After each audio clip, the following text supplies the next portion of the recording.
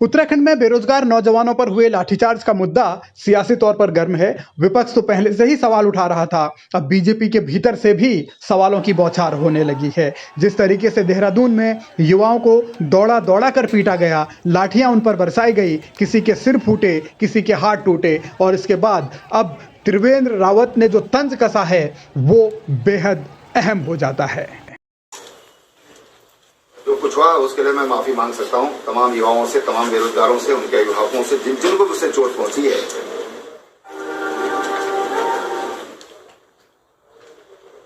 मैं राज्य का पूर्व मुख्यमंत्री होने के नाते और एक जिम्मेदार नागरिक होने के नाते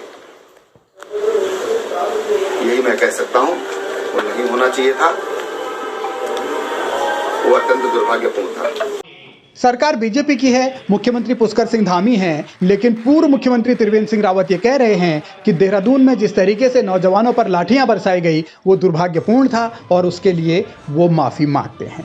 माफ़ी पूर्व मुख्यमंत्री मांग रहे हैं, यानी कि तंज सीधे सीधे मौजूदा मुख्यमंत्री पर कस रहे हैं। लेकिन ये लड़ाई क्या सिर्फ इतने तक है? क्या पुष्कर सिंह धामी की सरकार के लिए बीजेपी के अंदर से इस तरीके के सवाल उठना या इस तरीके की कार्रवाई को लेकर सरकार को नाम लिए बिना कटघरे में खड़ा करना ये बतलाता है कि धामी के सामने चुनौतियां बहुत हैं और इन चुनौतियों का वो कैसे आगे सामना कर पाएंगे ये भविष्य बताएगा। लेकिन त्रिवेंद्र रावत ने जिस अंदाज में माफ़ी भी मांगी है और लाठीचार्ज को दुर्भाग्यपूर्ण भी बताया है, तो इससे ये तो संकेत साफ है कि भारतीय जनता पार्टी के भीतर के हालात फिलहाल ठीक नहीं हैं, उतने ठीक नहीं हैं जितना दिखाने की बीजेपी कोशिश कर रही है। अभी भले ही ज्वालामुखी फूटा ना हो, लेकिन लावा धीरे धीरे अंदर ही अंदर गर्म हो रहा है। मुख्यमंत्री पुष्कर सिंह धामी जिस तरीके से सरकार चला रहे हैं, जिस तरीके की घटनाएं हाल फिलहाल हुई हैं, चाहे अंकिता भंडारी का मर्डर केस हो या फिर ये नकल का मसला हो या नौजवानों पर हुआ लाठीचार्ज हो। अब भले ही सरकार ये कह रही है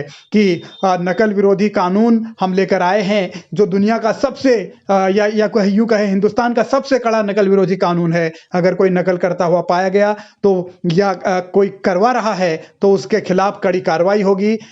आजीवन कारावास तक का उसमें प्रावधान है, 10 करोड़ के जुर्माने का भी प्रावधान है। लेकिन ये अलग सवाल है कि भारतीय जनता पार्टी के भीतर भी इस नकल विरोधी कानून को लेकर सवाल हैं। त्रिवेंद्र रावत पहले ही सवाल उठा चुके हैं कि कानून तो पहले से बहुत हैं, इस कानून का क्या होगा ये अलग मसला है। लेकिन त्रिवेंद्र रावत जब माफ़ी मांगते हों देहरादून में हुए लाठीचार्ज को लेकर, तो क्या त्रिवेंद्र रावत को 1 मार्च 2021 का वो दिन याद है जब गैरसैंण में सड़क की मांग कर रहे लोगों पर लाठीचार्ज हुआ था? क्या त्रिवेंद्र रावत उसके लिए भी माफ़ी मांगेंगे?